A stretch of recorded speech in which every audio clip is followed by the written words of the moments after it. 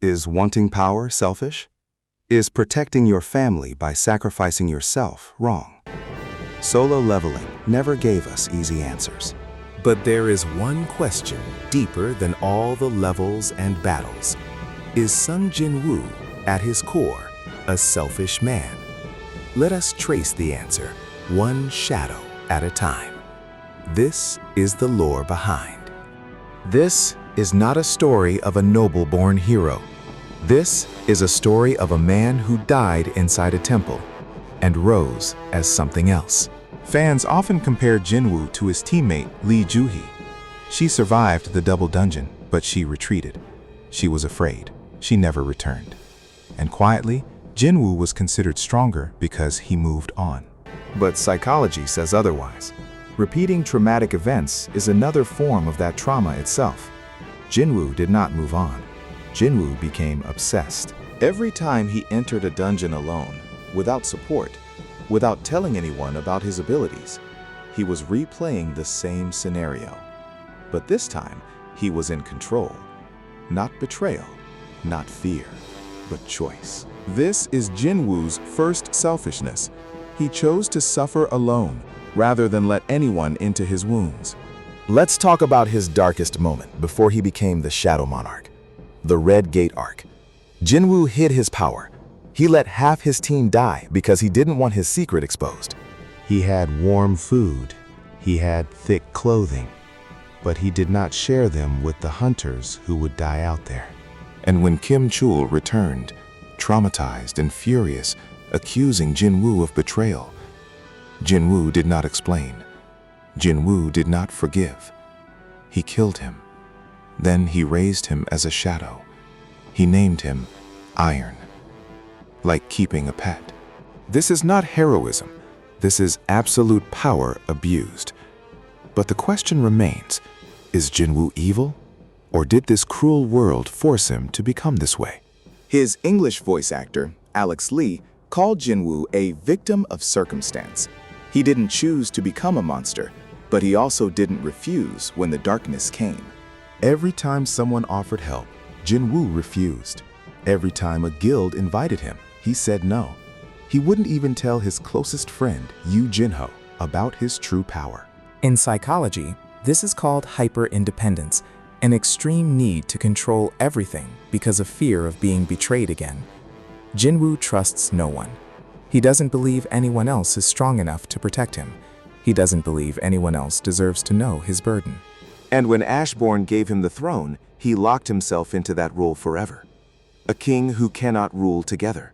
A commander who cannot share command. He is the sole ruler, Monos plus Arcane, one leader. That is his title. That is also his punishment. But Jinwoo's selfishness doesn't only hurt himself. He also stole the eternal rest of every enemy he defeated. The shadows do not lose their consciousness. Beru remembers who he was. Igris remembers his honor.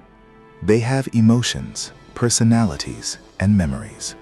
But they lost one thing: choice. They cannot stop. They cannot rebel. They cannot die forever. They are forced to fight, die, and rise again without end. Jinwoo released Min Byung-yu from this torment only once, but not for the others. This is the deepest layer of his selfishness. Jinwoo needs his army. He needs their loyalty. But he never asked if they wanted freedom. He never offered them peace. This is where the line between protector and tyrant becomes blurry. After the Pyrrhic victory against Antares, the rulers gave Jinwoo a choice: the cup of reincarnation. Jinwoo wants to rewind time 10 years, bring back everyone who died, but at a steep price. No one will remember his deeds. The rulers warned him, but Jinwoo smiled. He smiled like a man who had already died 1,000 times. Then he said, yes. This decision could be seen as the ultimate selflessness. He sacrificed his memory to save everyone. But look closer. He took the war against the monarchs upon himself alone. He exiled himself to the void for 27 years. He made sure that no one else had to suffer with him. This is the moment where Jinwoo's selfishness and selflessness become indistinguishable. He didn't want others to get hurt. That is noble. But he also didn't believe anyone else was strong enough to stand beside him. Here is the greatest irony. Jinwoo did all of this to protect the ones he loved. But at the end of the story, none of them remembered him. His mother doesn't remember. Cha Hae-yen doesn't remember. Yoo Jin-ho, his best friend, doesn't remember. He got what he wanted, a safe world, a whole family. But he lost the one thing that made it all meaningful: connection itself. This is the price of selfishness disguised as sacrifice. He became a king without a kingdom.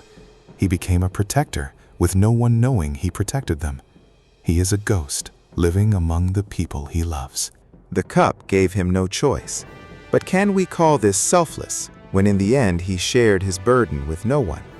Or is this just the highest form of distrust in others? Solo Leveling is not a story of a perfect hero. It is a story of a man broken by his fears, who found strength by isolating himself, and who ultimately paid the price of eternal loneliness for his love of family. Is Sung Jinwoo selfish? Yes, but aren't we all when it comes to the ones we love most? He is a mirror to our darkest instincts, the desire to protect at any cost, even if it means destroying ourselves and dragging others into eternal servitude. What do you think? Is Jinwoo a selfish hero or just a human trying to survive? Comment below. Don't forget to subscribe. This is the lore behind. See you in the next video.